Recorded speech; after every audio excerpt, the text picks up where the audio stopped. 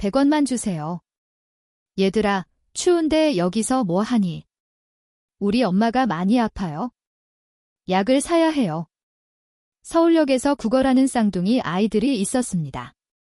그 순간 김도원 회장의 시선이 아이들이 내민 손목에 고정되었습니다. 낡고 바랜 하늘색 실팔찌. 그 팔찌는 6년 전 사랑했던 전부인과 나눠 찾던 것이었습니다. 너희들 엄마는 어디 계시니? 아이들이 가리킨 곳에는 쓰러진 전부인이 있었습니다. 수영. 김도원 회장은 숨이 막혔습니다. 그 겨울, 서울에는 몇십 년 만에 폭설이 내렸습니다. 도로는 마비되었고 서울역에는 귀가하지 못한 시민들로 북적였습니다. 의류회사 대표 김도원은 사무실 창밖을 바라보고 있었습니다. 38, 고급 승용차, 명품 코트. 누가 봐도 성공한 사업가였죠. 하지만 퇴근 시간이 되어도 그는 좀처럼 자리를 뜨지 않았습니다. 회장님, 오늘은 귀가 힘들 것 같습니다. 도로가 완전히 막혔습니다. 비서 박재현의 전화였습니다. 알았어. 걸어서 역 쪽으로 가볼게. 도원은 차를 두고 서울역 방향으로 걸었습니다. 어차피 집에 돌아가봤자 텅 빈 것일 뿐이었으니까요. 단력 하나 걸려있는 벽, 차가운 조명. 6년째 그런 집이었습니다.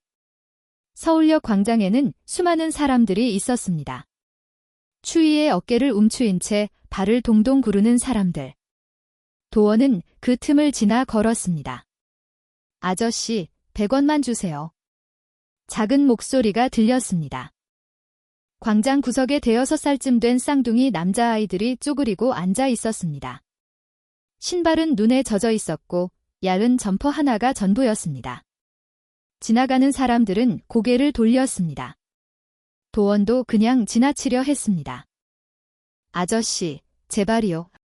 아이 한 명이 도원의 코트자락을 잡아당겼습니다. 도원은 걸음을 멈추고 고개를 숙였습니다. 숨이 멎는 듯 했습니다.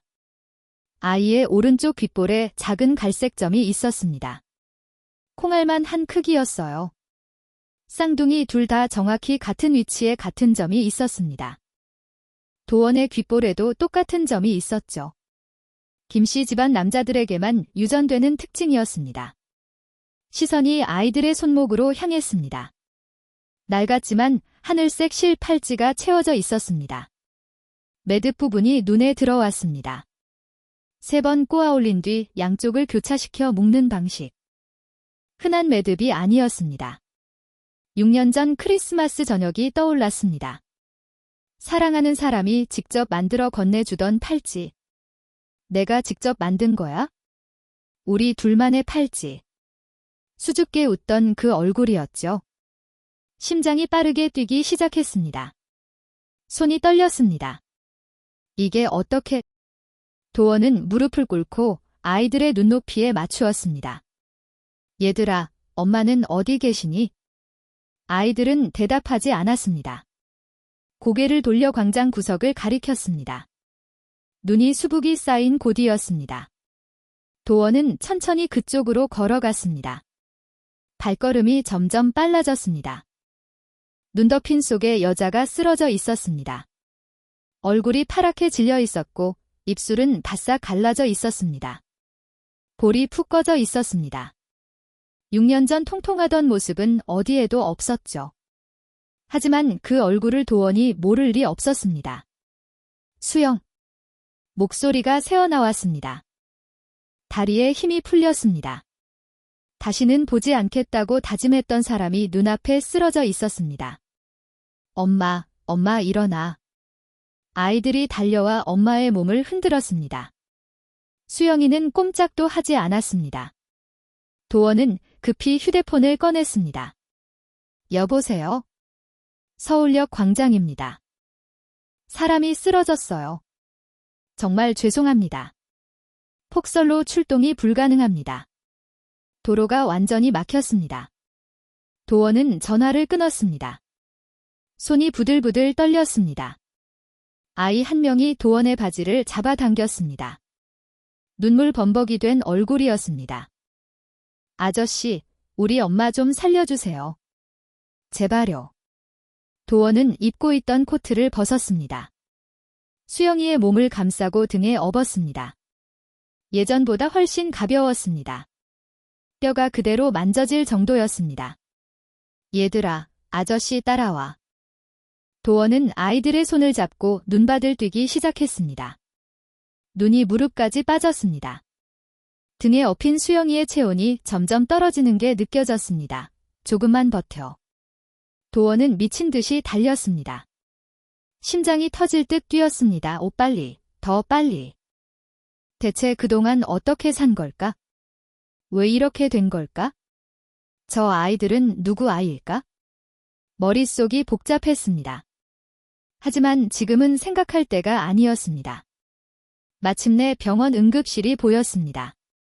사람 살려주세요. 의료진이 달려왔습니다. 수영이는 응급실 안으로 사라졌습니다. 도원은 그 자리에 주저앉았습니다. 숨이 턱까지 차올랐습니다. 셔츠가 땀으로 흠뻑 젖어 있었습니다. 작은 손 2개가 도원의 팔을 잡았습니다. 아저씨, 고마워요. 아이들이 올려다보고 있었습니다. 눈물이 그렁그렁한 눈 후 도원과 똑같은 위치에 있는 귓볼의 점. 도원은 아무 말도 할 수 없었습니다. 가슴이 먹먹했습니다. 응급실 문이 닫혔습니다. 응급실 빨간 불이 꺼진 건 2시간이 지나서였습니다. 도원은 대기실 의자에 앉아 꼼짝도 하지 않았습니다. 옆에는 쌍둥이 아이들이 바닥에 웅크리고 앉아 있었습니다. 작은 몸을 서로 기대고 덜덜 떨고 있었습니다. 의사가 나왔습니다. 보호자분이세요? 도원은 대답 대신 고개를 끄덕였습니다. 폐렴의 심한 영양실조입니다. 이 상태로 밖에 더 계셨으면 위험했을 겁니다. 도원의 손이 떨렸습니다. 지금은 괜찮은 겁니까? 일단 링거 맞으면서 안정을 취해야 합니다. 며칠은 입원하셔야 할 것 같아요. 의사가 돌아갔습니다. 도원은 한참 동안 그 자리에 서 있었습니다. 폐렴, 영양실조. 그 말들이 머릿속을 맴돌았습니다. 대체 어떻게 살았으면 그런 상태가 되는 걸까? 6년 전 헤어질 때만 해도 건강했습니다. 통통한 볼에 웃음이 많던 사람이었습니다. 아저씨. 작은 목소리가 들렸습니다. 아이들이 올려다보고 있었습니다. 엄마 괜찮아요? 도원은 무릎을 꿇고 아이들 눈높이에 맞추었습니다. 괜찮아. 의사 선생님이 금방 나으실 거래? 아이들의 입술이 파랗게 질려 있었습니다. 손도 얼음장처럼 차가웠습니다. 배고프지 않아? 뭐 좀 먹을래? 아이들은 고개를 저었습니다. 하지만 도원은 일어나 자판기로 걸어갔습니다. 따뜻한 코코아 2개를 뽑아 아이들 손에 쥐어주었습니다. 이거 마셔. 따뜻해질 거야. 아이들은 조심스럽게 코코아를 받아들었습니다. 2 손으로 감싸쥐고 후후 불며 마셨습니다. 1 모금, 2 모금, 금세 다 비웠습니다. 고마워요, 아저씨. 맛있어요. 아이들이 웃었습니다. 해맑은 웃음이었습니다. 도원은 가슴이 더욱 먹먹해졌습니다. 이 아이들은 대체 누구 아이일까? 왜 저 팔찌를 차고 있는 걸까? 저 귓볼의 점은 뭘까? 물어보고 싶은 것이 산더미였습니다. 하지만 지금은 물을 때가 아니었습니다. 밤이 깊어갔습니다. 아이들은 도원의 양쪽 옆에 기대어 잠이 들었습니다. 도원은 눈을 감지 못했습니다. 창밖으로 눈이 계속 내리고 있었습니다. 다음 날 아침이 밝았습니다. 도원은 병실 앞 복도에 서 있었습니다. 유리창 너머로 수영이가 보였습니다. 링거를 맞은 채 눈을 감고 누워 있었습니다. 얼굴에 핏기름이 조금 돌아온 것 같았습니다. 잠시 후 수영이의 눈이 떠졌습니다. 천장을 멍하니 바라보다가 고개를 돌렸습니다. 낯선 병실, 하얀 벽, 링거줄. 수영이가 벌떡 일어났습니다. 여기가 어디야? 황급히 두리번거리던 수영이의 눈이 유리창 너머 도원과 마주쳤습니다. 순간 얼굴이 굳었습니다. 도원이 병실 문을 열고 들어왔습니다. 수영아, 괜찮아. 의사 선생님, 왜 여기 있어요? 수영이의 목소리가 차가웠습니다. 도원은 걸음을 멈추었습니다. 어젯밤에 내가 쓰러져 있어서 알아서 데려왔어. 수영이는 팔에 꽂힌 링거 바늘을 잡아당겼습니다. 뭐 하는 거야? 도원이 다가가 막으려 했습니다. 수영이가 손을 뿌리쳤습니다. 제발 손대지 마세요. 링거 다 맞아야 해. 의사 선생님한테 빚지고 싶지 않아요. 도원은 멈칫했습니다. 우빚이라는 말이 가슴에 박혔습니다. 우빚.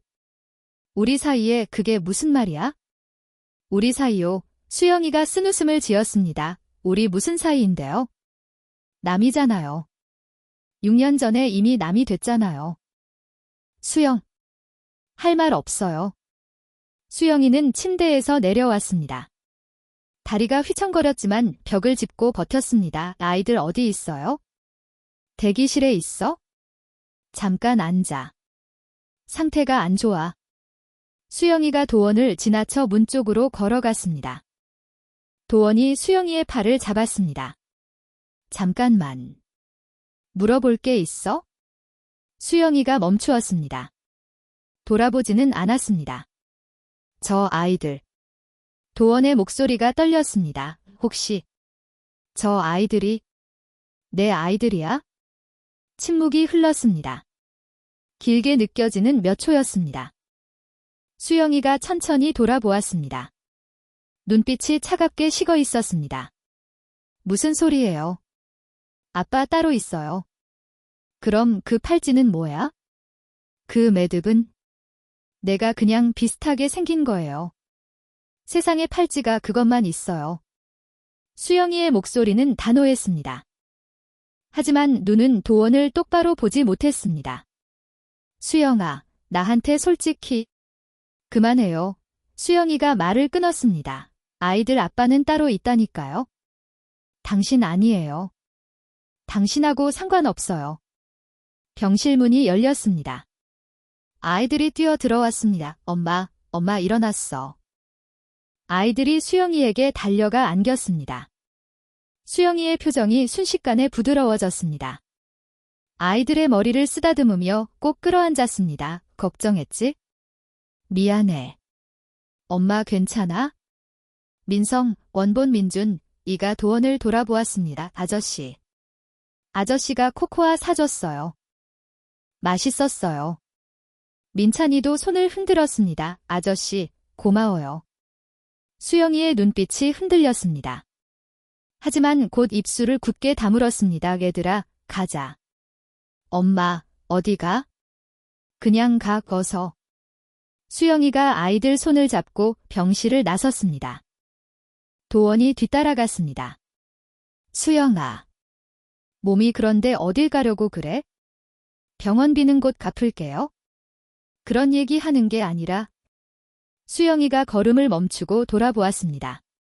김도원 씨, 처음으로 이름을 불렀습니다. 그 목소리가 날카로웠습니다. 제발 그냥 모른 척 해주세요. 아무것도 묻지 말고, 아무것도 신경 쓰지 말고, 그냥 없던 일로 해주세요. 수영이는 아이들을 데리고 병원 복도를 걸어갔습니다. 도원은 그 뒷모습을 바라보았습니다.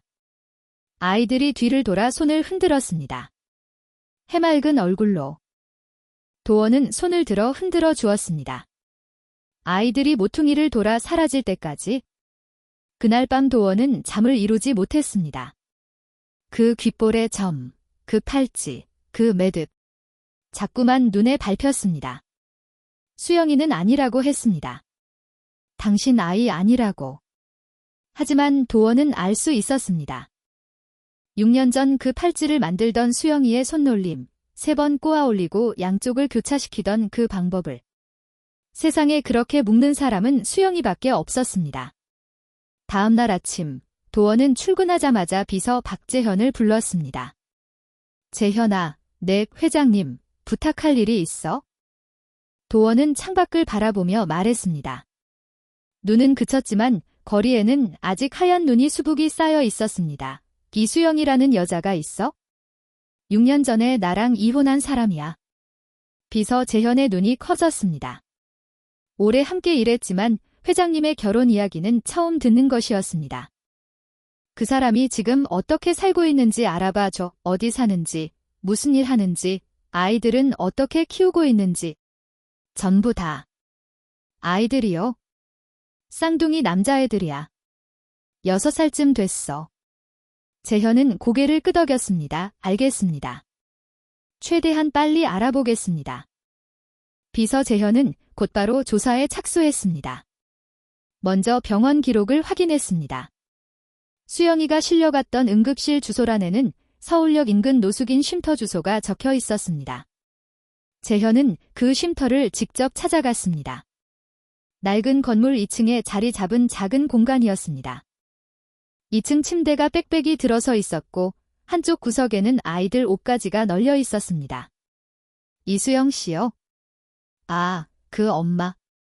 쉼터 봉사자가 고개를 끄덕였습니다. 50대 중반쯤 되어 보이는 여자였습니다. 여기 오신 지 석 달쯤 됐어요. 아이 둘 데리고 오셨는데 처음엔 진짜 심하게 아팠어요. 기침을 얼마나 하시던지. 평소에는 어떻게 지내셨습니까? 일을 엄청 많이 하셨어요. 새벽에 나가서 밤늦게 들어오고 아이들 재울 시간에 맞춰서 잠깐 얼굴 비추고 다시 나가시고. 봉사자는 한숨을 쉬었습니다. 몸이 안 좋은 게 눈에 보이는데도 절대 쉬질 않으셨어요. 쉬라고 해도 안 들어요. 아이들 먹여 살려야 한다고. 아이들한테 굶기면 안 된다고. 아이들 아버지는요? 연락이. 아버지요? 없어요. 한 번도 본 적 없어요? 그 엄마가 아빠 얘기는 절대 안 하시거든요. 아이들도 아빠 얼굴 모른다고 하더라고요. 재현은 메모를 하며 물었습니다. 혹시 어떤 일을 하셨는지 아세요? 식당 설거지, 편의점 야간, 청소 안 하신 게 없어요. 하루에 서너 군데 다니셨을 거예요. 봉사자가 눈시울을 붉혔습니다. 진짜 불쌍한 분이에요. 아이들한테는 절대 힘든 티를 안 내시거든요. 웃으면서 밥 먹이고 동화책 읽어주고. 근데 아이들 자고 나면 혼자 구석에서 울어요. 소리 안 나게. 재현은 수영이가 일했던 곳들을 하나씩 찾아다녔습니다. 먼저 24시간 식당이었습니다. 서울역 근처 허름한 곳이었죠. 이수영. 아, 그 아줌마. 식당 사장이 고개를 끄덕였습니다. 여기서 설거지랑 홀 서빙했었어. 한 1년 정도. 어떤 분이셨습니까? 성실했어요. 진짜 성실했어. 시키는 거 불평 한마디 없이 다 했어요. 손님들한테도 친절하고. 사장이 한숨을 내쉬었습니다. 근데 몸이 안 따라졌어. 일하다가 쓰러진 적이 한두 번이 아니에요. 내가 병원 가라고 해도 안 가. 돈 없다고. 아이들 분유값 벌어야 한다고. 그래서 그만두신 겁니까? 아니, 내가 자른 게 아니에요. 어느 날 갑자기 안 나왔어. 나중에 들으니까 길에서 쓰러져서 쉼터로 갔다더라고. 재현은 며칠 동안 밤을 새워가며 자료를 모았습니다. 수영이의 주민등록 기록. 이혼 후 수영이의 주소는 7번이나 바뀌어 있었습니다. 반지하에서 반지하로, 고시원에서 고시원으로. 마지막은 쉼터였습니다. 출생 신고서도 확인했습니다. 민성, 민찬. 6년 전 겨울에 태어난 쌍둥이였습니다. 출생 신고서에 잡어지라는 비어 있었습니다. 재현은 서류들을 들고 도원의 사무실로 갔습니다. 회장님, 조사 결과 나왔습니다. 도원은 서류를 받아들었습니다. 한 장 한 장 넘길 때마다 얼굴이 굳어갔습니다. 이혼 후 위자료는 받은 기록이 없습니다. 처음엔 반지하에서 살다가 계속 더 싼 곳으로 옮겼고요. 알바는 식당, 편의점, 청소, 야간 일용직. 하루에 서너씩 했습니다. 도원의 손이 떨렸습니다. 건강 상태가 안 좋아서 자주 쓰러졌는데도 병원은 안 갔습니다. 돈이 없어서요. 아이들 분유와 기저귀값 벌기도 빠듯했다고 합니다. 아이들 아버지는 모릅니다. 주변 사람들 증언으로는 아버지 얘기를 한 번도 안 했다고 합니다. 비서 재현이 출생신고서를 내밀었습니다. 그리고 이겁니다. 도원은 서류를 받아들었습니다. 아버지란이 비어있는 것을 보았습니다. 손이 움켜쥐어졌습니다. 아이들 생년월일이 6년 전 겨울입니다. 회장님께서 이혼하신 시점과 재현이 말을 끊었습니다. 목소리가 갈라졌습니다. 비서 재현은 조용히 사무실을 나갔습니다. 혼자 남은 도원은 서랍을 열었습니다. 맨 안쪽에 오래된 사진 한 장이 있었습니다. 결혼식 날 찍은 사진이었습니다. 웨딩드레스를 입은 수영이가 환하게 웃고 있었습니다. 통통한 볼, 반짝이는 눈, 행복해 보이는 얼굴. 설마. 도원은 중얼거렸습니다. 설마. 창밖으로 눈이 다시 내리기 시작했습니다. 6년 전 그날도 이렇게 눈이 내렸습니다. 법원 앞에서 수영이의 뒷모습을 바라보던 날, 그동안 난 뭐 한 거지? 도원은 사진을 내려놓았습니다. 손이 떨렸습니다. 그 긴 시간 동안 수영이는 혼자였습니다. 아이 둘을 데리고 아무 도움 없이 쓰러지면서도 일어나면서 그런데 자신은 텅 빈 집에서 술이나 마시며 지냈습니다. 수영이가 배신했다고 자신을 속였다고 믿으면서 진짜 그랬을까요? 정말 수영이가 자신을 속인 걸까? 6년 전 그날 대체 무슨 일이 있었던 걸까요? 도원의 머릿속에 예전의 추억이 떠오르기 시작했습니다. 수영이를 처음 본 건 회사 지하 매점에서였습니다. 어서 오세요. 밝은 목소리가 들렸습니다. 28살의 수영이는 매점 직원이었습니다. 고아 출신으로 보육원에서 자랐지만 늘 웃음을 잃지 않는 사람이었죠. 삼각김밥이랑 커피 주세요. 네, 잠시만요. 수영이는 손님들에게 항상 먼저 인사했습니다. 동료들에게도 친절했고요. 매점에 수영이가 있으면 분위기가 달라졌습니다. 직원들 사이에서도 인기가 많았죠. 도원은 자꾸 매점에 들르게 되었습니다. 커피가 필요해서가 아니었습니다. 오늘도 오셨네요? 수영이가 웃었습니다. 도원도 따라 웃었습니다. 식사하셨어요? 아직이요. 밥거르시면 안 돼요? 여기 샌드위치 맛있어요. 수영이의 말 한마디에 도원은 괜히 기분이 좋아졌습니다. 그렇게 둘은 가까워졌습니다. 크리스마스 저녁이었습니다. 두 사람은 한강 근처 작은 카페에서 만났습니다. 창밖으로 눈이 내리고 있었죠. 도원이 먼저 작은 상자를 내밀었습니다. 이게 뭐예요? 열어봐. 수영이가 상자를 열었습니다. 빨간색 코트가 들어 있었습니다. 이거 설마 직접 만드신 거예요? 도원은 의류회사 대표였습니다. 디자인도 직접 하는 사람이었죠.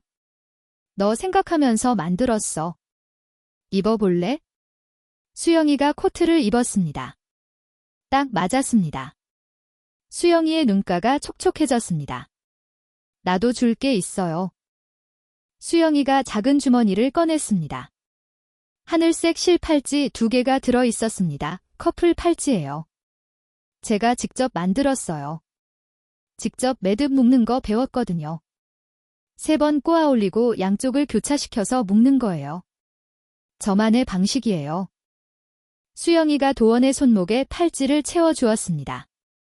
도원도 수영이의 손목에 팔찌를 채워주었습니다. 사랑해, 수영아. 도원이 수영이의 손을 잡았습니다. 영원히 사랑할게. 수영이의 눈에서 눈물이 흘러내렸습니다. 행복한 눈물이었습니다. 두 사람은 결혼했습니다. 문제는 시어머니였습니다. 시어머니 임미자, 원본 미정은 처음부터 수영이를 탐탁지 않게 여겼습니다.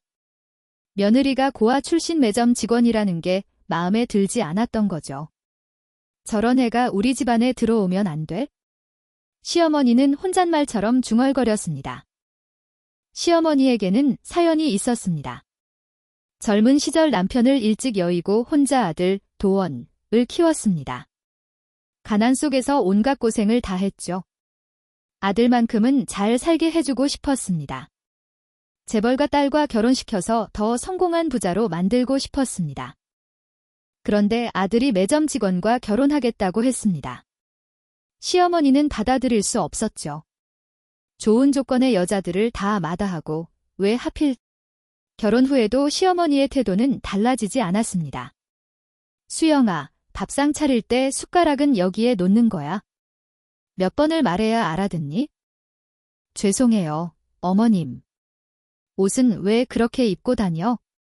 우리 집안 며느리가 그런 싸구려 옷을 입으면 되겠어? 어머님, 이게 제가 가진 옷 중에서는 됐어. 말해봤자 소용없겠지? 매점 아가씨가 뭘 알겠어? 수영이는 상처를 받았지만 참았습니다. 웃으며 넘기려고 했습니다. 어느 날 시어머니는 점집을 찾아갔습니다. 무슨 일로 왔어? 점쟁이가 물었습니다. 우리 며느리 말이에요. 그이 사주 좀 봐주세요. 점쟁이는 사주를 보는 척하더니 고개를 저었습니다. 흉, 안 좋아. 안 좋아. 이 여자는 남편을 잡아먹을 상이야. 남편 대운도 다 끊어버리고. 시어머니의 얼굴이 하얗게 질렸습니다. 그럼 어떻게 해야 하죠? 떼어 놓아야지. 빨리. 시어머니는 점집을 나왔습니다. 손이 떨렸습니다. 며느리를 쫓아내야 한다는 생각뿐이었습니다. 그날 밤 시어머니는 누군가에게 전화를 걸었습니다. 그 일대로 진행해요. 흔적 남기지 말고. 며칠 후 낯선 남자가 도원을 찾아왔습니다. 회사 앞에서 기다리고 있었죠. 김도원 씨 맞으시죠? 누구세요? 남자는 씁쓸하게 웃었습니다. 수영, 이수영 씨 아시죠? 그 사람 남자 친구입니다. 도원의 얼굴이 굳었습니다. 무슨 소리예요? 수영이는 원래 저랑 사귀었어요. 그런데 돈이 없어서 어쩔 수 없이 당신과 결혼한 겁니다. 마음은 아직 저한테 있어요. 도원은 아무 말도 하지 못했습니다. 머릿속이 하얗게 변했습니다. 집에 돌아오니 시어머니가 기다리고 있었습니다. 도원아, 이것 좀 봐. 시어머니가 봉투를 내밀었습니다. 안에는 사진들이 들어 있었습니다. 수영이가 낯선 남자와 호텔에 들어가는 사진. 팔짱을 끼고 걷는 사진에 내가 뭘 했어? 처음부터 결혼 반대했잖아. 천한 것이 결국 이렇게 행동한다니까? 도원의 손이 떨렸습니다. 사진을 들고 수영이에게 갔습니다. 수영아, 이게 뭐야? 수영이는 사진을 보았습니다. 얼굴이 창백해졌습니다. 이 사진은 뭐야? 너 아니지? 수영이는 입술을 떨었습니다. 변명하고 싶었습니다. 하지만 그 순간 시어머니의 협박이 떠올랐습니다. 며칠 전 시어머니가 수영이를 불러 말했습니다. 너, 도원이 인생 망치고 싶지 않으면 알아서 사라져. 좋은 말로 할 때 끝까지 버티면 나도 가만 안 있어. 수영이는 무서웠습니다. 시어머니가 정말 그럴 것 같았습니다. 수영아, 말해. 아니라고 말해. 도원이 애원하듯 말했습니다. 수영이는 고개를 떨구었습니다. 아무 말도 하지 못했습니다. 도원은 그 침묵을 인정으로 받아들였습니다. 수영이는 그날 밤 집을 나왔습니다. 눈이 내리고 있었습니다. 외투 하나만 걸치고 골목으로 뛰쳐나왔습니다. 차가운 바람이 뺨을 때렸습니다. 골목 구석에 주저앉았습니다. 어깨가 들썩였습니다. 소리 없이 울었습니다. 이혼은 빠르게 진행되었습니다. 법원 앞 눈이 펑펑 내리고 있었습니다. 도원은 서류에 도장을 찍었습니다. 수영이도 도장을 찍었습니다. 두 사람 사이에 말은 없었습니다. 수영이가 먼저 일어났습니다. 뒤도 돌아보지 않고 걸어나갔습니다. 도원은 그 뒷모습을 바라보았습니다. 분노가 치밀었습니다. 손목에 채워진 팔찌가 눈에 들어왔습니다. 도원은 팔찌를 풀어 바닥에 던졌습니다. 이제 정말 끝이다. 돌아서서 걸었습니다. 몇 발짝 걷다가 멈추었습니다. 후회가 밀려왔습니다. 다시 돌아갔습니다. 하지만 팔찌는 없었습니다. 눈 속에 묻었나? 도원은 한참을 찾았지만 찾지 못했습니다. 수영이가 이혼 후 찾아간 곳은 서울 변두리의 작은 반지하였습니다. 보증금 200만 원에 월세 25만 원 그마저도 빠듯했습니다. 방은 좁았습니다. 창문은 반쯤 땅에 묻혀 있어서 낮에도 어두웠습니다. 곰팡이 냄새가 났습니다. 하지만 갈 곳이 없었습니다. 그리고 일주일이 지났습니다. 수영이는 아침부터 속이 울렁거렸습니다. 어지러웠습니다. 처음엔 스트레스 때문이라고 생각했습니다. 하지만 증상이 계속되었습니다. 수영이는 약국에 들렀습니다. 임신 테스트기를 샀습니다. 설마 하는 마음이었습니다. 반지하 화장실. 좁고 눅눅한 공간에서 수영이는 테스트기를 확인했습니다. 두 줄이었습니다. 수영이는 바닥에 주저앉았습니다. 손이 떨렸습니다. 이게 뭐야? 임신이었습니다. 하필 지금. 이혼하고 나서 아무것도 없는 지금. 수영이는 배를 감싸 안았습니다. 눈물이 흘러내렸습니다. 하필. 왜 지금? 한참을 울었습니다. 어떻게 해야 할지 몰랐습니다. 혼자서 아이를 키울 수 있을까? 돈도 없고 갈 곳도 없는데 도원에게 말해야 할까? 하지만 어떻게? 자기를 배신자로 여기는 사람에게, 다시는 보고 싶지 않다고 한 사람에게. 수영이는 고개를 저었습니다. 말할 수 없었습니다. 지금 연락하면 도원의 앞길만 막는 거였습니다. 이제 막 회사가 커지고 있는데 배신한 여자가 아이까지 생겼다고 나타나면 도원은. 수영이는 배를 쓰다듬었습니다. 그래도 너는 지킬게. 엄마가 꼭 지켜줄게. 그날부터 수영이는 일을 시작했습니다. 낮에는 식당에서 설거지를 했습니다. 밤에는 편의점 야간 알바를 했습니다. 새벽에는 빌딩 청소를 했죠. 하루에 서너 군데를 돌았습니다. 배가 점점 불러왔습니다. 일하기가 힘들어졌습니다. 하지만 멈출 수 없었습니다. 병원비를 모아야 했죠. 아기 용품도 사야 했습니다. 만삭이 되었을 때도 수영이는 일을 멈추지 않았습니다. 새벽 편의점, 수영이는 계산대에 서 있었습니다. 배가 많이 나와서 서 있기도 힘들었습니다. 손님 한 명이 들어왔습니다. 젊은 남자였습니다. 수영이를 위아래로 훑어보더니 코웃음을 쳤습니다. 야, 내 아빠는 뭐 하냐? 만삭인 여자를 이런 데서 일하게 놔두고. 수영이는 대답하지 않았습니다. 고개를 숙이고 물건을 계산했습니다. 불쌍해서 못 봐주겠네. 남자 잘못 만나면 저렇게 되는 거야? 손님이 나갔습니다. 수영이는 계산대를 붙잡고 버텼습니다. 눈물이 차올랐지만 참았습니다. 어느 날 새벽, 수영이는 배가 심하게 아파왔습니다. 진통이었습니다. 아기가 나오려고 하는 것이었습니다. 수영이는 휴대폰을 들었습니다. 119를 누르려다 멈추었습니다. 병원비가 걱정되었습니다. 아직 충분히 모으지 못했어요. 하지만 진통이 점점 심해졌습니다. 참을 수 없었습니다. 수영이는 119를 눌렀습니다. 여보세요? 아이가 나오려고 해요. 혼자 있어요.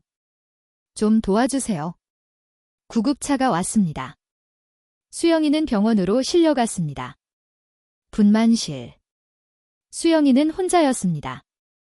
손을 잡아줄 사람이 없었습니다. 힘주세요. 조금만 더요. 의사가 소리쳤습니다. 수영이는 이를 악물었습니다. 쌍둥이였습니다. 2명의 아들이 태어났습니다. 울음소리가 분만실에 가득 찼습니다. 축하드려요. 건강한 아들 둘이에요. 간호사가 아기들을 수영이 옆에 눕혀주었습니다. 작고 빨간 얼굴들. 수영이는 아기들을 바라보며 울었습니다. 미안해. 아빠 없이 태어나게 해서. 간호사가 물었습니다. 보호자 연락처 알려주세요. 남편분이나 가족분? 없어요. 네. 보호자 없어요. 저 혼자예요. 간호사가 잠시 말을 잃었습니다. 안타까운 표정이었습니다. 병원비는 분할로 낼 수 있어요. 걱정 마세요. 간호사가 조용히 말해주었습니다. 수영이는 고개를 숙였습니다. 빚이었습니다. 하지만 지금은 감사할 수밖에 없었습니다. 수영이는 신생아실 유리창 앞에 섰습니다. 아기들이 나란히 누워 있었습니다. 작은 손을 꼼지락거리고 있었죠. 민성아, 민찬아. 수영이는 유리창에 손을 대었습니다. 엄마가 잘 키울게. 아빠 못 봐줘도 꼭.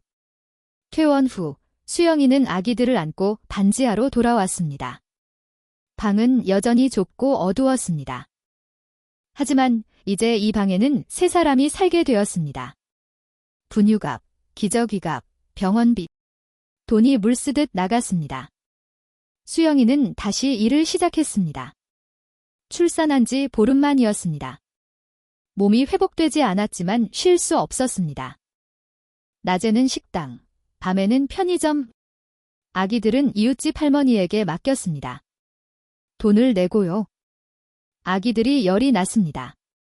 병원에 데려가야 했습니다. 하지만 병원비가 없었습니다. 수영이는 약국에서 해열제를 샀습니다. 아기들을 안고 밤새 이마를 닦아 주었습니다. 미안해. 미안해. 수영이는 아기들에게 계속 사과했습니다. 세월이 흘렀습니다. 민성이와 민찬이는 자랐습니다. 걸음마를 떼었습니다. 말을 시작했습니다. 어린이집에 다니기 시작했습니다. 수영이의 몸은 점점 나빠졌습니다.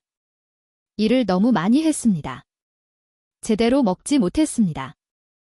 자주 쓰러졌습니다. 어느 날 수영이는 길에서 쓰러졌습니다. 지나가던 사람이 119에 신고했습니다. 병원에서 의사가 말했습니다. 신장 기능이 많이 떨어졌습니다. 당분간 무리하시면 안 됩니다. 하지만 수영이는 쉴 수 없었습니다. 아이들을 먹여 살려야 했습니다. 결국 수영이는 쉼터로 들어갔습니다. 더 이상 월세를 낼 수 없었죠. 반지하에서도 쫓겨났습니다. 쉼터 앞에서 수영이는 아이들 손을 잡았습니다. 민성이와 민찬이가 올려다보았습니다. 엄마, 여기가 어디야? 우리 새 집이야. 새 집. 좋은 데야? 수영이는 웃었습니다. 눈물이 날 것 같았지만 참았습니다. 응, 좋은 데야. 이제 조금만 버티자. 엄마가 꼭 좋은 집 구해줄게. 한편 도원은 어떻게 지내고 있었을까요? 이혼 후 도원은 일에만 매달렸습니다. 회사는 점점 커졌습니다. 돈도 많이 벌었습니다. 하지만 행복하지 않았습니다. 집에 돌아오면 텅 빈 거실이 그를 맞았습니다. 불도 켜지 않았습니다. 어두운 방에서 혼자 술을 마셨습니다. 시어머니는 재혼을 압박했습니다. 도원아, 김 회장 씨 막내딸이 너 만나고 싶다더라. 이번 주 토요일에 맞선 보자. 싫어요. 뭐가 싫어? 재벌가 딸이야. 예쁘고 학벌도 좋아. 관심 없어요? 도원은 방으로 들어갔습니다. 시어머니가 뒤에서 소리쳤습니다. 도원아, 왜 이래? 언제까지 그 여자 생각만 할 거야? 이혼한 지가 몇 년인데? 도원은 대답하지 않았습니다. 나간 적도 있었습니다. 시어머니가 워낙 졸라서요. 하지만 도원은 자리에 앉자마자 일어났습니다. 죄송합니다. 저는 아직 준비가 안 됐습니다. 상대 여자가 당황했습니다. 하지만 도원은 그냥 나왔습니다. 밤마다 수영이 생각이 났습니다. 서랍 속에 수영이 사진이 있었습니다. 결혼할 때 찍은 사진. 가끔 꺼내 보았습니다. 보다가 다시 넣었습니다. 그렇게 세월이 흘렀습니다.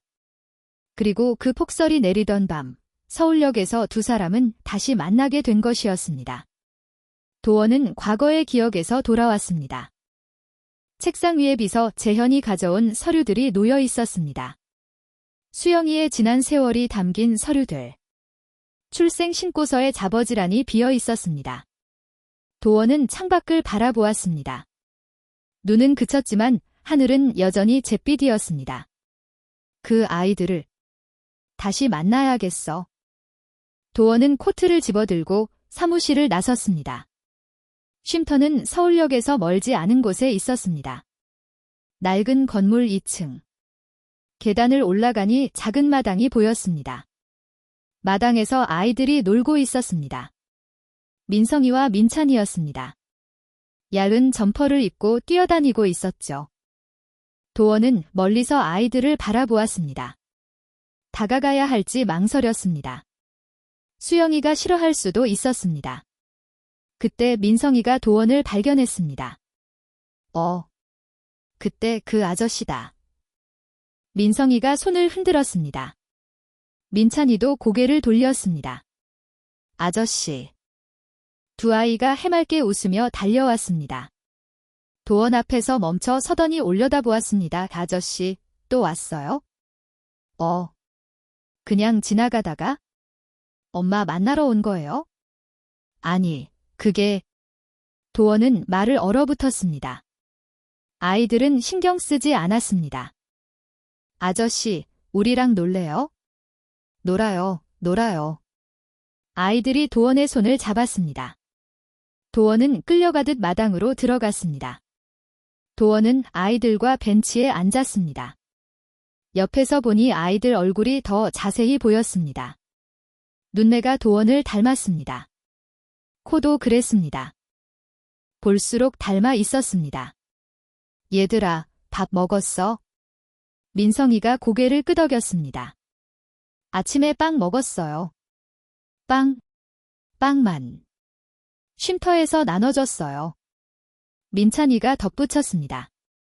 딸기잼 발라서 먹었어요. 맛있었어요. 아침에 빵 한 조각. 그게 끼니였습니다. 도원의 가슴이 먹먹해졌습니다. 배고프지 않아? 조금요. 그럼 아저씨랑 밥 먹으러 갈래? 아이들 눈이 반짝였습니다. 진짜요? 응, 뭐 먹고 싶어? 떡볶이요. 김밥도요. 도원은 아이들 손을 잡고 일어섰습니다. 쉼터 근처 분식집이었습니다. 작고 허름했지만 냄새는 좋았습니다. 도원은 떡볶이와 김밥, 순대, 어묵을 시켰습니다. 음식이 나오자 아이들 눈이 커졌습니다. 와, 이렇게 많이요? 응, 많이 먹어. 아이들이 젓가락을 들었습니다. 허겁지겁 먹기 시작했습니다. 입 주변에 고추장이 묻었습니다. 그래도 멈추지 않았습니다. 도원은 먹지 않았습니다. 아이들이 먹는 모습을 바라보았습니다. 굶주린 아이들이었습니다. 제대로 된 밥을 먹어본 지 오래된 것 같았습니다. 코끝이 시큰해졌습니다. 천천히 먹어. 체해. 네. 아이들이 대답하고는 또 허겁지겁 먹었습니다. 도원은 물을 따라 주었습니다. 아저씨는 안 먹어요? 아저씨는 배 안 고파. 너희가 다 먹어? 민성이가 김밥 한 줄을 도원 앞에 놓았습니다. 아저씨도 먹어요? 같이 먹어야 맛있어요. 도원은 김밥을 집어들었습니다. 입에 넣었습니다. 목이 막혔습니다. 배가 부르자 아이들은 말이 많아졌습니다. 아저씨, 무슨 일 해요? 옷 만드는 회사 다녀. 옷이요. 우와. 그럼 옷 진짜 많겠다. 어머, 그렇지. 민찬이가 물었습니다. 아저씨는 아빠예요. 도원의 손이 멈추었습니다. 응. 그냥요. 아저씨는 아기 있어요. 아니, 없어. 민성이가 고개를 갸우뚱했습니다. 우리도 아빠 없어요. 담담한 목소리였습니다. 슬퍼하는 것 같지도 않았습니다. 그냥 사실을 말하는 것처럼요. 아빠는 원래 없었어요. 원래 내 애 태어날 때부터요. 엄마가 그랬어요. 도원의 심장이 쿵 내려앉았습니다. 민찬이가 말했습니다. 우리 아빠 얼굴도 몰라요? 사진도 없어요? 엄마한테 물어봤어? 물어봤는데 안 알려줘요. 민성이가 고개를 숙였습니다. 엄마가 아빠 얘기하면 울어요? 그래서 안 물어봐요. 도원은 아무 말도 할 수 없었습니다. 가슴이 찢어지는 것 같았습니다. 민찬이가 도원을 올려다보았습니다. 맑은 눈이었습니다. 아저씨. 응. 아저씨가 우리 아빠였으면 좋겠어요. 도원의 숨이 멎는 듯 했습니다. 왜? 아저씨 좋아요. 밥도 사주고 착해요. 민성이도 고개를 끄덕였습니다. 우리 아빠 되어주면 안 돼요? 아이들이 도원을 바라보고 있었습니다. 순수한 눈빛이었습니다. 도원은 아이들의 귓볼을 보았습니다. 오른쪽 귓볼에 있는 작은 갈색 점의 자신과 똑같은 위치에 있는 점 우손이 떨렸습니다. 이 아이들이 정말 도원은 손을 뻗어 민성의 귓볼을 만졌습니다. 민성이가 고개를 갸우뚱했습니다. 아저씨, 왜 그래요? 아니, 아무것도 아니야. 귀가 잘생겨서. 분식집을 나온 뒤 도원은 아이들과 근처 놀이터로 갔습니다. 아저씨, 그네 밀어줘요. 아이들이 그네에 올라탔습니다. 도원이 뒤에서 밀어주었습니다. 더 높이, 더 높이. 아이들이 웃었습니다. 깔깔 웃는 소리가 놀이터에 퍼졌습니다. 도원도 웃었습니다. 오랜만에 웃었습니다. 마음이 따뜻해지는 것 같았습니다. 아저씨, 이번엔 시소 타요. 알았어. 도원은 아이들과 시소를 탔습니다. 아이들이 까르르르 웃었습니다. 도원은 아이들 얼굴을 바라보았습니다. 닮았습니다. 볼수록 닮았습니다. 눈매, 코, 입 모양, 그리고 귓볼의 점에 내 아이들인 거야? 틀림없어. 가슴이 뜨거워졌습니다. 해가 기울기 시작했습니다. 아저씨, 우리 또 만나요? 응, 또 만나자. 약속이에요. 약속. 도원이 새끼손가락을 내밀었습니다. 아이들이 새끼손가락을 걸었습니다. 도장도. 아이들이 엄지손가락을 내밀었습니다.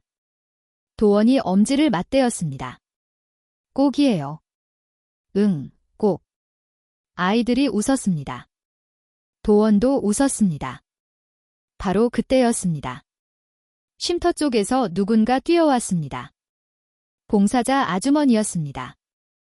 얼굴이 하얗게 질려 있었습니다. 애들아, 빨리 와. 아주머니, 왜요? 엄마가 또 쓰러졌어. 아이들 얼굴에서 웃음이 사라졌습니다. 엄마. 아이들이 쉼터 쪽으로 뛰기 시작했습니다. 도원도 뒤따라 뛰었습니다. 엄마. 엄마. 아이들이 울부짖었습니다. 도원의 심장이 빠르게 뛰었습니다. 머릿속이 하얗게 변했습니다. 유수영. 제발. 쉼터에 도착했을 때 수영이는 이미 바닥에 쓰러져 있었습니다. 얼굴이 새하얗게 질려 있었습니다. 입술은 파랗게 변해 있었죠. 봉사자가 옆에서 수영이를 부르고 있었습니다. 수영씨, 수영씨. 정신 차려요. 엄마. 엄마. 아이들이 달려가 수영이 곁에 무릎을 꿇었습니다. 민성이가 엄마의 손을 잡았습니다. 민찬이는 엄마의 얼굴을 흔들었습니다. 엄마 일어나. 엄마. 도원은 급히 119에 전화를 걸었습니다. 여보세요? 사람이 쓰러졌습니다. 의식이 없어요. 다행히 이번엔 구급차가 올 수 있었습니다. 몇 분 후 구급대원들이 달려왔습니다. 수영이를 들것에 실었습니다. 보호자분이세요? 도원은 잠시 망설였습니다. 하지만 고개를 끄덕였습니다. 네. 같이 타세요. 도원은 아이들 손을 잡고 구급차에 올랐습니다. 응급실이었습니다. 수영이는 안으로 실려 들어갔습니다. 빨간 불이 켜졌습니다. 도원과 아이들은 대기실에 남았습니다. 민성이가 도원의 옷자락을 잡았습니다. 아저씨, 엄마 괜찮아요. 도원은 민성의 머리를 쓰다듬었습니다. 괜찮을 거야. 의사 선생님이 고쳐주실 거야? 진짜요? 응, 진짜. 민찬이가 울기 시작했습니다. 소리 없이 눈물만 흘렸습니다. 도원은 민찬이를 안아주었습니다. 울지 마. 엄마 금방 나으실 거야? 아이들은 도원의 양쪽에 기대어 앉았습니다. 작은 몸이 떨리고 있었습니다. 1시간이 지났습니다. 응급실 문이 열리고 의사가 나왔습니다. 표정이 어두웠습니다. 보호자분이시죠? 네. 환자분 상태가 심각합니다. 신장 기능이 거의 멈췄습니다. 도원의 얼굴이 굳었습니다. 신장이요? 네, 오랜 기간 무리하셔서 신장 기능이 많이 망가졌습니다. 일반적인 치료로는 회복이 어렵습니다. 그럼 어떻게 해야 합니까? 의사가 한숨을 쉬었습니다. 응급 이식이 필요합니다. 신장 이식을요?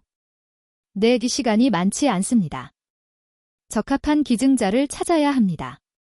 도원의 머릿속이 복잡해졌습니다. 신장 이식. 기증자. 시간이 없다. 제 신장을 주면 안 됩니까? 의사가 도원을 바라보았습니다. 실례지만 환자분과 어떤 관계시죠? 도원은 잠시 망설였습니다. 전 남편입니다. 의사의 표정이 미묘하게 변했습니다. 가족이 아니시면 바로 이식은 어렵습니다. 우선 혈액형과 조직 적합성 검사를 해봐야 합니다. 검사요? 바로 해주세요. 도원은 검사를 받았습니다. 피를 뽑고 여러 가지 검사를 진행했습니다. 결과가 나오기까지 하루가 걸린다고 했습니다. 도원은 병원에서 밤을 샜습니다. 아이들도 함께였습니다. 대기실 소파에서 잠이 들었습니다. 도원은 아이들 옆에 앉아 밤새 깨어 있었습니다. 도원은 주머니에서 휴대폰을 꺼냈습니다. 비서 재현에게 전화를 걸었습니다. 재현아. 네, 회장님. 이 시간에 무슨 일이세요? 유전자 검사를 할 수 있는 곳 알아봐 줘, 급하게. 유전자 검사요? 응, 친자 확인 검사야. 전화로 비서 재현이 잠시 침묵했습니다. 알겠습니다. 바로 알아보겠습니다. 다음 날 아침이었습니다. 비서 재현이 병원으로 찾아왔습니다. 손에 서류 봉투를 들고 있었습니다. 사장님, 유전자 검사 기관 알아봤습니다. 그리고 재현이 서류 봉투를 내밀었습니다. 이건 뭐야? 회장님, 어머님에 대한 조사 결과입니다. 도원이 깜짝 놀랐습니다. 어머니? 네, 말씀하신 대로 더 파봤습니다. 이혼 당시 상황을요. 도원은 서류 봉투를 받아들었습니다. 한 장씩 넘겼습니다. 첫 번째 서류. 이름이 적혀 있었습니다. 박상철. 수영이의 남자친구라던 남자의 이름이었습니다. 이 사람을 찾았습니다. 만나서 자백을 받았습니다. 뭐라고 했어? 어머님께서 1,000만 원을 주고 시킨 일이라고요? 수영 씨와 사귄 적도 없고 그냥 돈 받고 연기한 겁니다. 도원의 손이 떨리기 시작했습니다. 두 번째 서류. 사진 조작 증거였습니다. 호텔 사진은 합성이었습니다.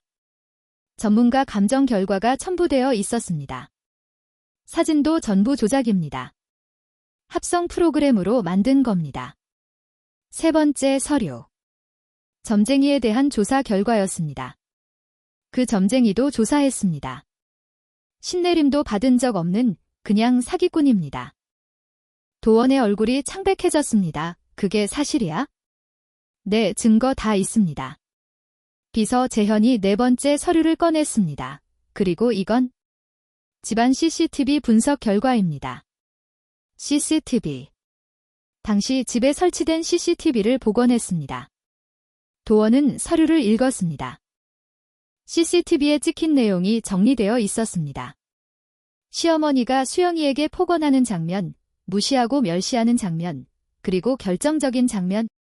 너, 도원이 인생 망치고 싶지 않으면 알아서 사라져. 안 그러면 내 인생 끝장 내줄게. 어디서도 일 못하게 해줄 테니까. 협박이었습니다. 명백한 협박. 도원의 손에서 서류가 떨어졌습니다.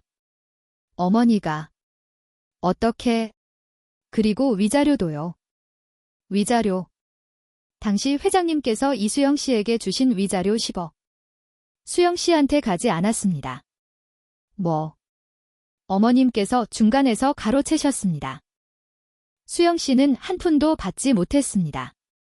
도원은 머리를 감싸 쥐었습니다. 믿을 수 없었습니다. 취업방해도 하셨습니다. 수영 씨가 취직하려고 하면 전화를 돌려서 막으셨습니다. 그래서 수영 씨가 계속 일용직만 전전한 겁니다. 모든 게 조작이었습니다. 수영이의 외도도, 사진도, 점쟁이의 말도 전부 어머니가 꾸민 일이었습니다. 수영이는 아무 잘못이 없었어요. 도원의 눈에서 눈물이 흘러내렸습니다. 도대체 왜? 그때 의사가 다가왔습니다. 보호자분, 검사 결과 나왔습니다.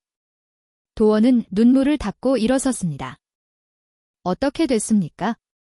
신장 적합성이 맞습니다. 이식 가능합니다. 도원의 가슴이 쿵 내려앉았습니다. 그리고 아까 요청하신 유전자 검사 결과도 나왔습니다. 의사가 서류를 내밀었습니다. 도원은 떨리는 손으로 받아들었습니다. 일치율 99%. 친자 확인. 민차는 김도원의 친자입니다. 도원의 무릎에서 힘이 빠졌습니다. 바닥에 주저앉았습니다. 내 아이들이 맞았어. 눈물이 바닥에 떨어졌습니다. 대기실 소파에서 자고 있던 아이들이 눈을 떴습니다. 아저씨. 아이들이 다가왔습니다. 도원을 올려다보았습니다. 도원은 아이들을 꽉 끌어안았습니다. 미안해. 애들아. 너무 늦어서 미안해. 아이들은 영문을 모른 채 도원의 품에 안겨 있었습니다. 도원은 아이들을 안은 채 울었습니다. 소리 없이 어깨만 들썩이며 그리고 고개를 들었습니다. 눈빛이 달라져 있었습니다. 차갑고 단단하게 변해 있었습니다. 어머니. 도원은 아이들을 병원 간호사에게 부탁했습니다. 잠깐만 봐주세요. 금방 올게. 아저씨, 어디 가요? 민성이가 물었습니다. 도원은 민성의 머리를 쓰다듬었습니다. 나 잠깐 볼일 보고 올게. 금방. 엄마 깨면 그 전에 올게. 걱정 마. 도원은 병원을 나섰습니다. 차에 올라탔습니다. 핸들을 잡은 손이 떨렸습니다. 목적지는 어머니 집이었습니다. 시어머니 임미자는 고급 아파트에 살고 있었습니다. 도원이 사준 집이었죠.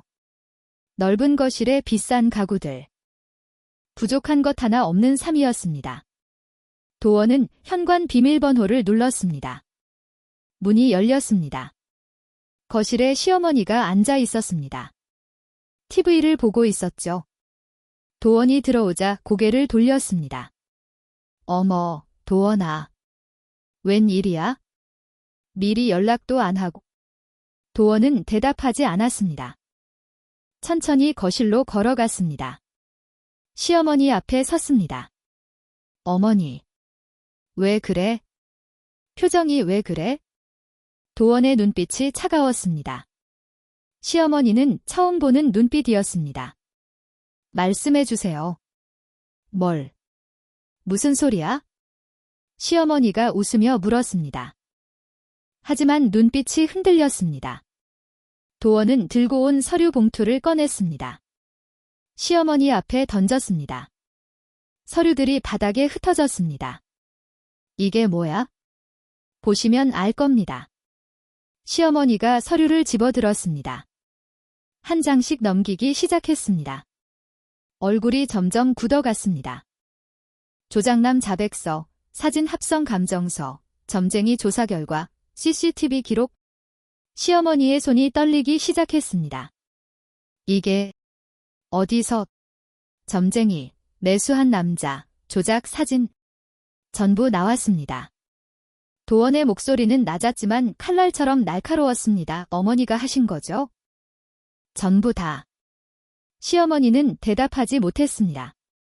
입술만 달랠렸습니다. 아니야. 이건 아니긴 뭐가 아니에요? 도원이 말을 끊었습니다. 그 남자한테 직접 들었습니다. 1,000만 원 받고 연기한 거라고. 수영 씨랑 사귄 적도 없다고. 그건 사진도 전문가한테 맡겼더니 합성이래요. 시어머니의 얼굴이 하얗게 질렸습니다. CCTV도 봤습니다. 어머니가 수영이한테 뭐라고 했는지, 협박하고 위협한 거 다 나왔어요. 도원은 한 발짝 다가섰습니다. 왜 그러신 겁니까? 대체 왜? 시어머니는 잠시 침묵했습니다. 그러다 갑자기 소리를 질렸습니다. 내 인생 지키려고 그랬어. 도원이 움찔했습니다. 뭐라고요? 그 여자는 절대 안 돼. 도사님이 그랬어. 널 잡아먹을 상이라고. 도사님이요. 그 점쟁이. 그 사기꾼 말입니까? 사기꾼이 아니야. 진짜야.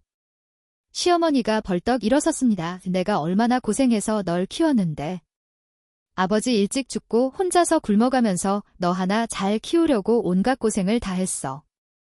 시어머니의 눈에 눈물이 고였습니다. 그런데 넌 나에게 어떻게 했는데? 고아 출신 매점 아가씨랑 결혼하겠다고? 재벌가에서 혼담이 들어왔는데? 그게 지금 중요합니까? 중요하지. 김 회장 딸이랑 결혼했으면 넌 지금 더 부자가 됐을 거야. 아주 높이 올라갔을 거라고. 도원은 믿을 수 없다는 표정으로 어머니를 바라보았습니다. 그래서 수영이를 쫓아낸 겁니까? 그래. 그 여자가 발목 잡기 전에 떼어내야 했어. 애 생기기 전에. 시어머니가 소리쳤습니다. 도원의 얼굴이 일그러졌습니다. 애 생기기 전에요. 그래. 애라도 생기면 끝장이니까. 도원은 잠시 숨을 고른 후 천천히 입을 열었습니다. 수영이는 임신했었어요. 시어머니의 표정이 굳었습니다. 뭐? 그때 이미 임신한 상태였어요. 어머니가 쫓아냈을 때? 쌍둥이예요. 남자 둘, 지금 6살이에요. 시어머니가 휘청거렸습니다. 소파에 주저앉았습니다. 그 아이들이 제 아이들이에요.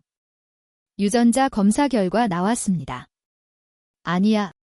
그건 어머니가 쫓아낸 수영이는 임신한 몸으로 혼자 아이들을 낳았어요. 반지하에서 아무 도움 없이. 도원의 목소리가 떨렸습니다. 위자료도 한 푼 못 받았어요. 어머니가 가로챘으니까. 취업도 못했어요. 어머니가 막았으니까. 그건. 그래서 하루에 서너 군데씩 일용직 돌았어요. 쓰러지면서도 아이들 먹여 살리려고. 도원의 눈에서 눈물이 흘러내렸습니다. 그렇게 고생만 하다가 지금 수영이는 병원에 있어요. 신장이 거의 망가져서 이식해야 살아요. 시어머니는 아무 말도 하지 못했습니다. 어머니가 저를 지킨 게 아니에요? 제가 수영이를 잃고 얼마나 괴로웠는지 아세요? 제 심장을 도려내는 것 같았다고요? 제 아내를, 제 아이들을. 어떻게? 시어머니가 손을 뻗었습니다. 도원의 팔을 잡으려고 했습니다. 도원. 엄마가 잘못했어? 엄마가. 도원이 손을 뿌리쳤습니다. 처음이었습니다. 어머니의 손을 뿌리친 건 시어머니가 충격을 받은 표정으로 도원을 바라보았습니다. 도원. 이제 무슨 말을 해도 늦었어요. 도원의 목소리는 차가웠습니다. 6년이에요. 6년 동안 수영이는 혼자 고생했어요. 아이들은 아빠 얼굴도 모르고 자랐고요. 내가 몰랐어. 임신한 줄 몰랐어. 정말이세요? 수영이한테 계속 미행 붙이셨죠? 전 이제 어머니가 너무 무서워요. 시어머니가 울기 시작했습니다. 도원아, 제발. 엄마가 잘못했어. 용서해줘. 도원은 돌아섰습니다. 현관으로 걸어갔습니다. 도원아. 시어머니가 뒤에서 불렀습니다. 도원은 멈추지 않았습니다. 도원아. 엄마 말 좀 들어. 도원아. 현관문이 닫혔습니다. 도원은 차에 올라탔습니다. 핸들 위에 이마를 대었습니다. 어깨가 들썩였습니다. 한참을 그렇게 있었습니다. 그리고 고개를 들었습니다. 눈물을 닦았습니다. 수영. 제발 버텨. 차가 출발했습니다. 병원을 향해. 도원은 운전하면서 생각했습니다. 수영이에게 뭐라고 말해야 할지, 어떻게 사과해야 할지. 6년이라는 시간. 그 긴 세월 동안 수영이는 혼자였습니다. 오해받고 쫓겨나고 굶주리면서도 아이들을 키웠습니다. 그런데 자신은 텅 빈 집에서 술이나 마시며 수영이를 원망했어요. 배신이라고 생각했습니다. 도원의 손이 핸들을 꽉 쥐었습니다. 이번엔 내가 지킬 거야. 무슨 일이 있어도. 도원은 병원으로 돌아왔습니다. 복도를 걸으며 마음을 다잡았습니다. 수영이에게 뭐라고 말해야 할지 아직 정리가 되지 않았습니다. 하지만 더 이상 미룰 수 없었습니다. 병실 앞에 도착했습니다. 유리창 너머로 수영이가 보였습니다. 눈을 감고 누워 있었습니다. 얼굴이 창백했습니다. 링거가 팔에 꽂혀 있었죠. 도원은 심호흡을 했습니다. 그리고 문을 열었습니다. 수영이가 눈을 떴습니다. 도원을 보았습니다. 표정이 굳어졌습니다. 왜 또 왔어요? 할 말이 있어? 도원은 침대 옆으로 다가갔습니다. 그리고 무릎을 꿇었습니다. 수영이가 놀란 표정을 지었습니다. 뭐예요?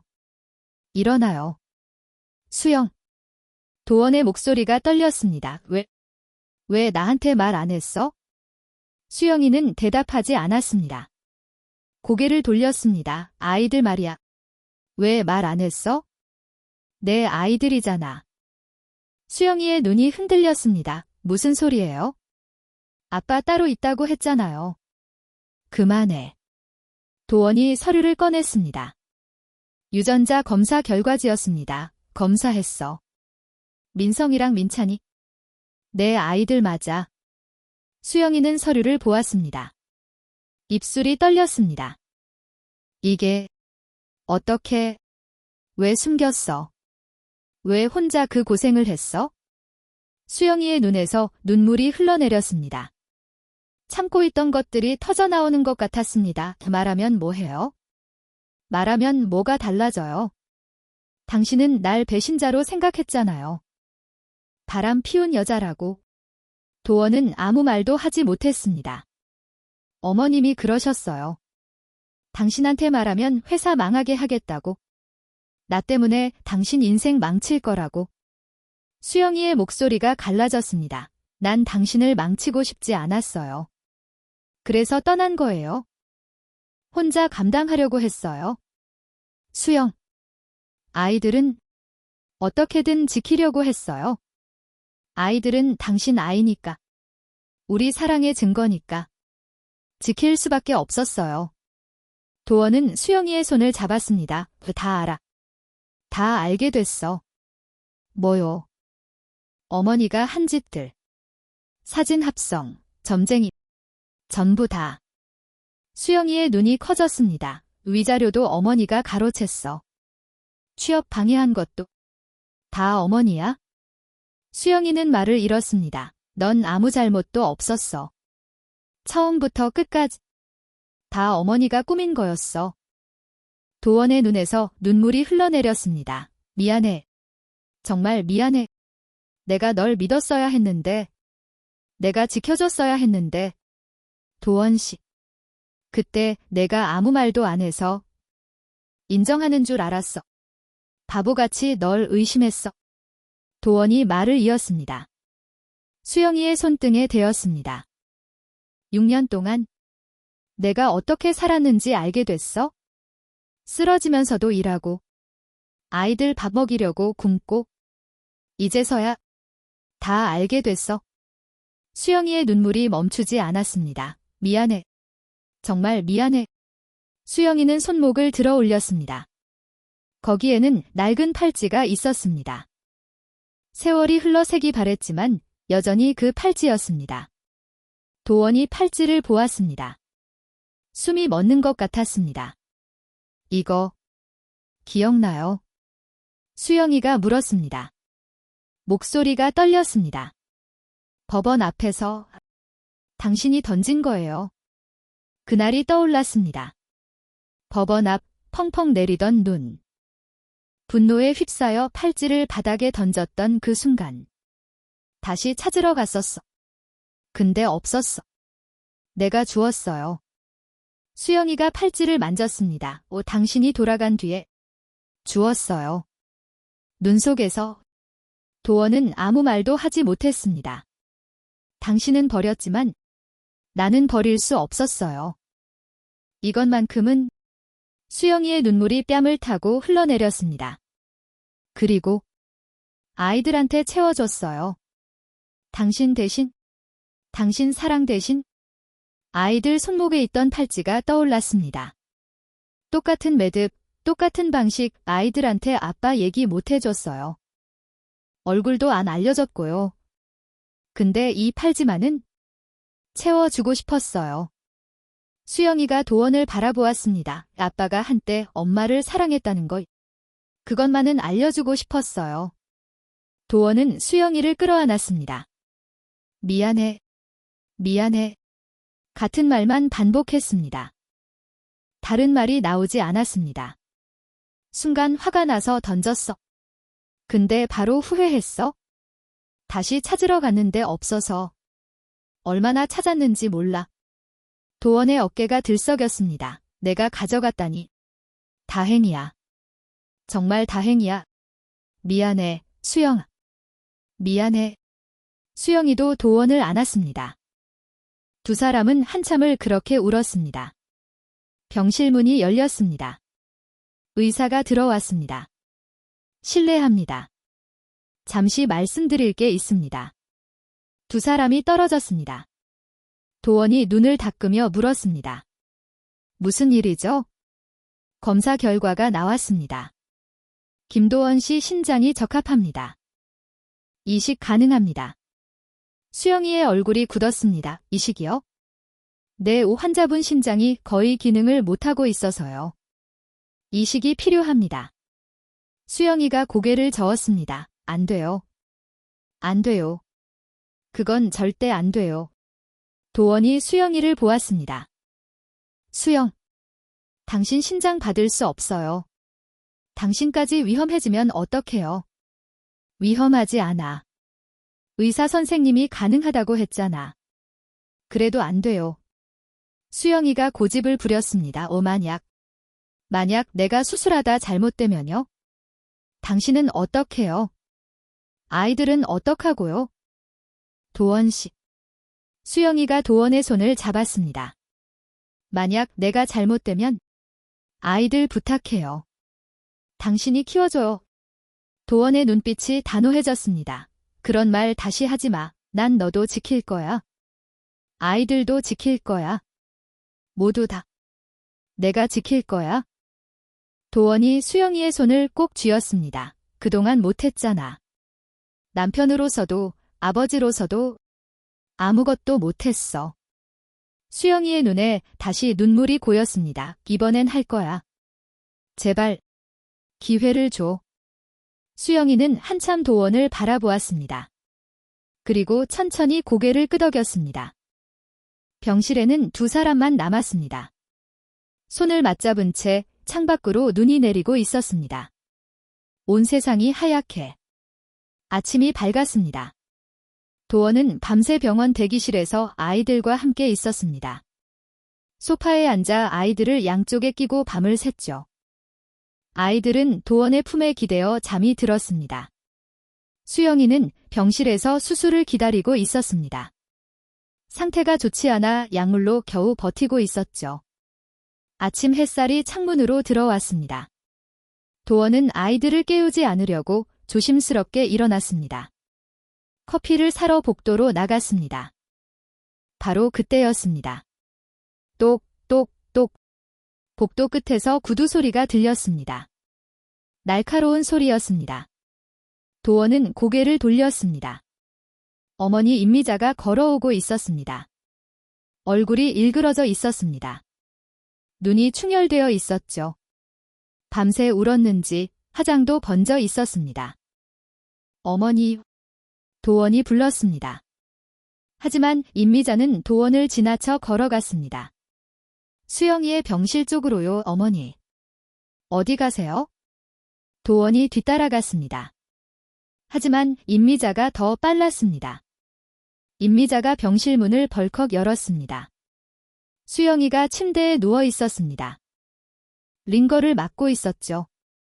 시어머니를 보자 수영이의 얼굴이 굳었습니다. 어머님, 닥쳐. 임미자가 소리쳤습니다. 죽으려면 혼자 죽을 것이지. 결국 내 아들 몸에 칼을 대게 만드는 거야.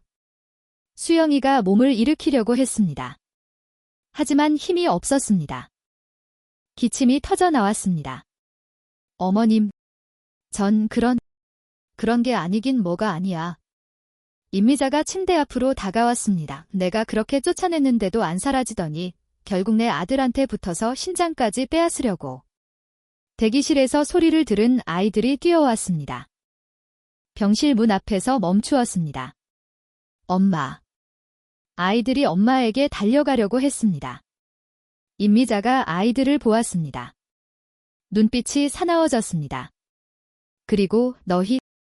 임미자가 아이들에게 소리쳤습니다. 너희 때문이야. 너희 때문에 도원이가 불행해지는 거야. 너희만 없었으면.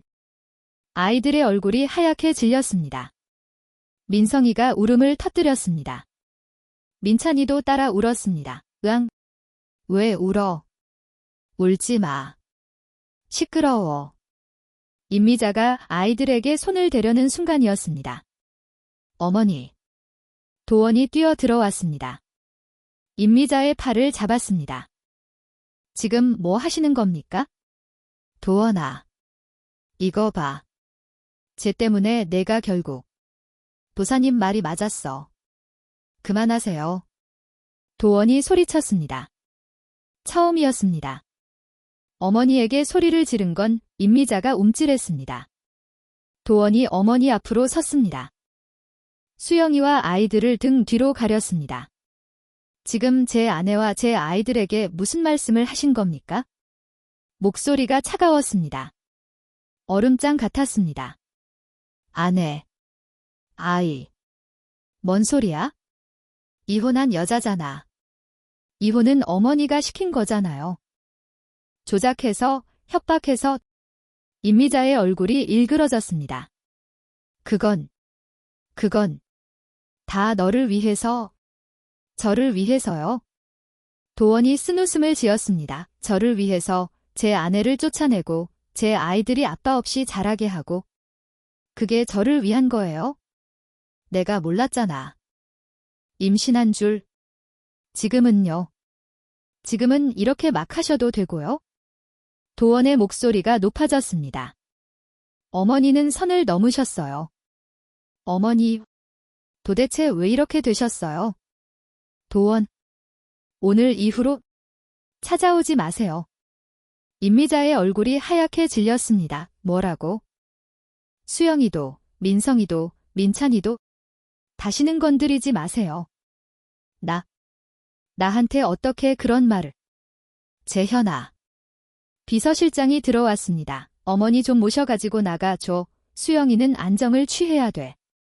비서실장이 시어머니의 팔을 잡았습니다. 뒤쪽으로 가시죠. 임미자가 버둥거렸습니다. 도원아. 도원아. 엄마 좀 봐. 도원아. 임미자가 복도에서 절규했습니다. 도원은 뒤돌아보지 않았습니다. 한 번도. 아이들이 도원에게 달려왔습니다. 울면서 도원의 다리를 붙잡았습니다. 아저씨. 무서웠어요. 아저씨. 도원은 무릎을 꿇고 아이들을 안아주었습니다. 괜찮아. 이제 괜찮아. 아빠가 지켜줄게. 아이들이 멈칫했습니다. 아빠요?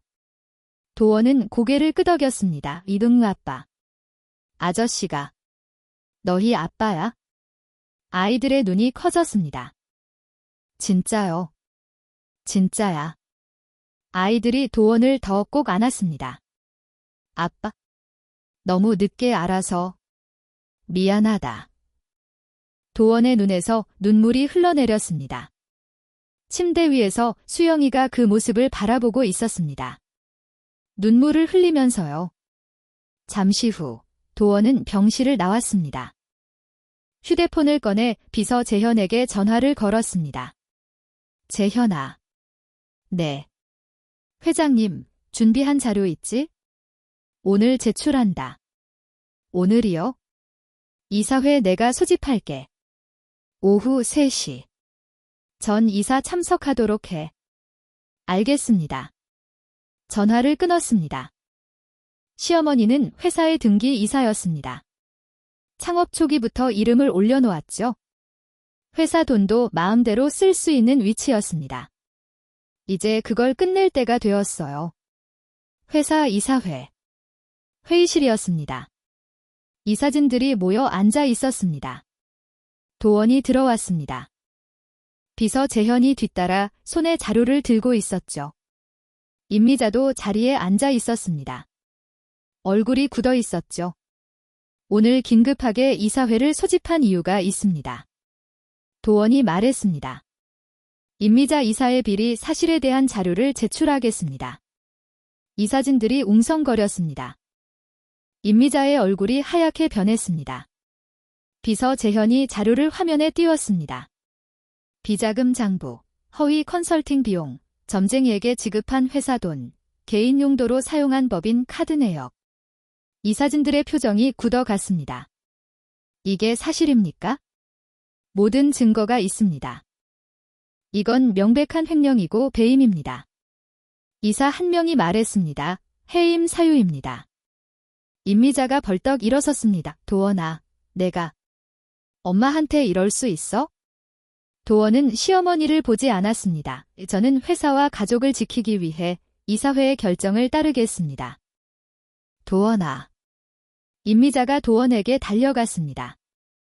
팔을 붙잡으며 울부짖었습니다. 엄마가 잘못했어. 용서해줘. 제발. 도원은 어머니의 손을 떼어냈습니다. 눈을 마주치지 않았습니다. 해임 표결 부탁드립니다. 이사진들이 손을 들었습니다. 만장일치. 임미자 이사 해임 가결되었습니다.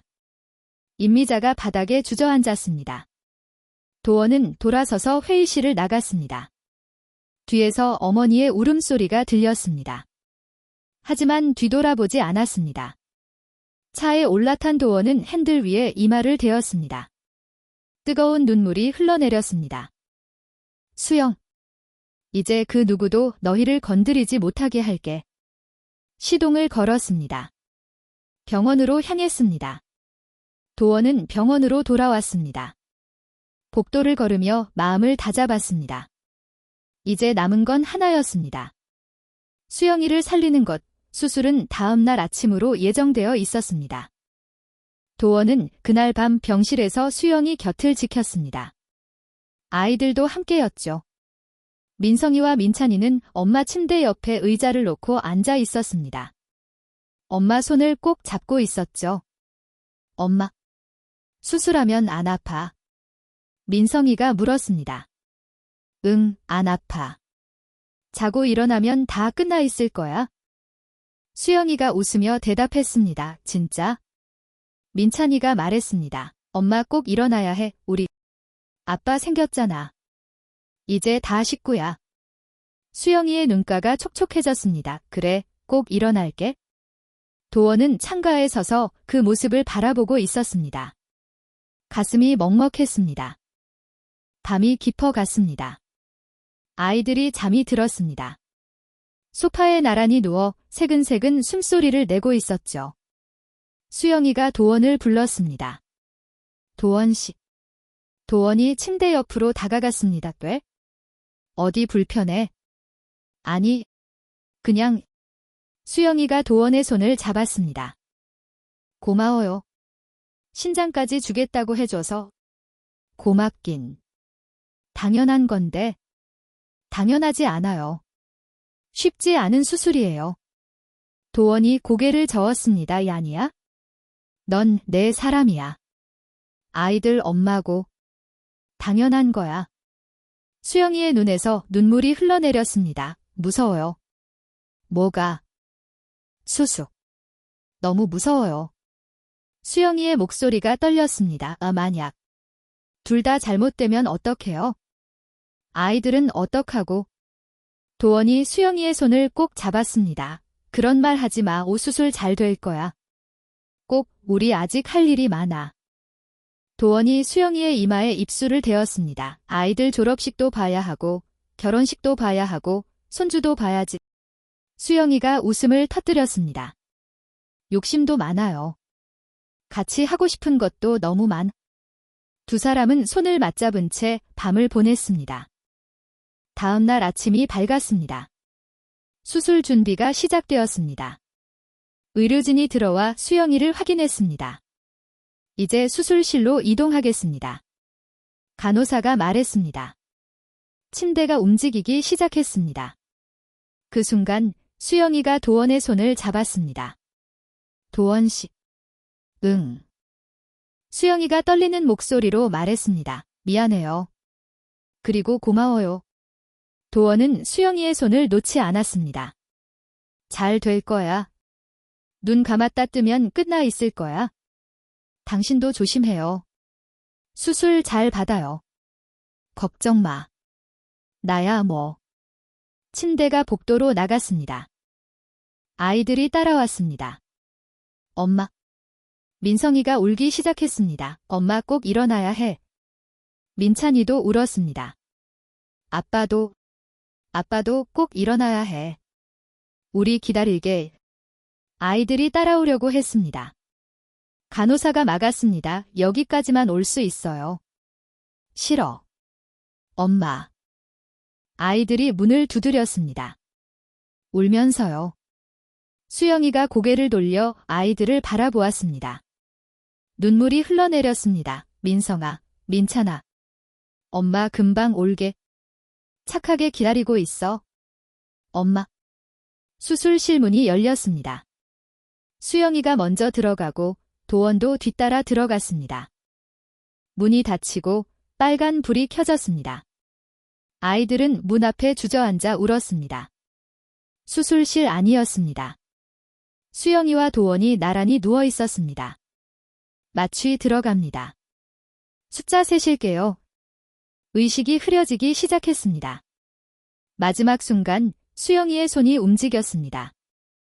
옆에 있는 도원의 손을 찾았습니다. 도원의 손도 움직였습니다.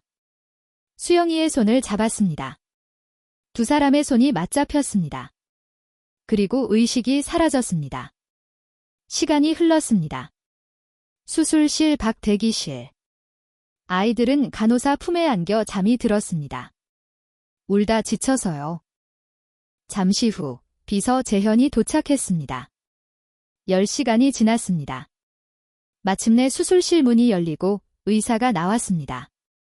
재현이 벌떡 일어났습니다. 어떻게 됐습니까? 의사가 마스크를 내리고 미소를 지었습니다. 수술 성공입니다. 두 분 다 안정적입니다. 비서 재현의 눈에서 눈물이 흘러내렸습니다. 감사합니다. 정말 감사합니다. 아이들이 눈을 떴습니다. 엄마는요? 아빠는요? 수술 잘 끝났대. 엄마, 아빠 다 괜찮아. 아이들이 환하게 웃었습니다. 진짜요? 응, 진짜야. 아이들이 서로 얼싸안고 뛰었습니다. 만세. 만세. 며칠이 지났습니다. 회복실에서 수영이가 눈을 떴습니다. 고개를 돌렸습니다. 옆 침대에 도원이 누워 있었습니다. 눈을 감고 있었죠. 도원 씨. 수영이가 불렀습니다. 도원이 눈을 떴습니다. 수영아, 깨어났어. 응. 괜찮아요. 괜찮아. 두 사람이 서로를 바라보았습니다. 그리고 웃었습니다. 살았네요. 우리. 그러게. 살았어. 도원이 손을 뻗었습니다. 수영이도 손을 뻗었습니다. 두 사람의 손이 맞잡혔습니다. 병실 문이 열리고 아이들이 뛰어 들어왔습니다. 엄마. 아빠. 아이들이 침대로 달려왔습니다. 수영이와 도원에게 안겼습니다. 엄마 일어났어. 아빠도. 보고 싶었어. 네 사람 모두 눈물을 글썽이면서도 웃음이 멈추지 않았습니다. 한 달이 지났습니다. 수영이와 도원은 완전히 회복하고 퇴원했습니다. 그리고 오늘은 특별한 날이었습니다. 민성이와 민찬이의 7번째 생일이었죠. 네 사람이 놀이공원에 왔습니다. 똑같은 가족 티셔츠를 입고요. 아빠, 저거 타자. 민성이가 회전목마를 가리쳤습니다. 나는 저거. 민찬이가 범퍼카를 가리켰습니다. 둘 다 타자. 오늘은 다 타는 거야? 도원이 말했습니다. 아이들이 환호했습니다. 양쪽에서 도원의 손을 잡고 뛰어갔습니다. 수영이는 뒤에서 그 모습을 바라보았습니다. 미소를 지으면서요. 꿈 같았습니다. 이게 현실인지 믿기지 않았습니다. 엄마. 빨리 와. 아이들이 손을 흔들었습니다. 도원도 손을 흔들었습니다. 뭐해? 빨리 와. 수영이가 달려갔습니다. 가족 곁으로. 해가 저물었습니다. 네 사람은 솜사탕을 나눠 먹으며 벤치에 앉아 있었습니다. 아이들은 솜사탕을 입 주변에 잔뜩 묻히고 있었죠. 사진 찍자.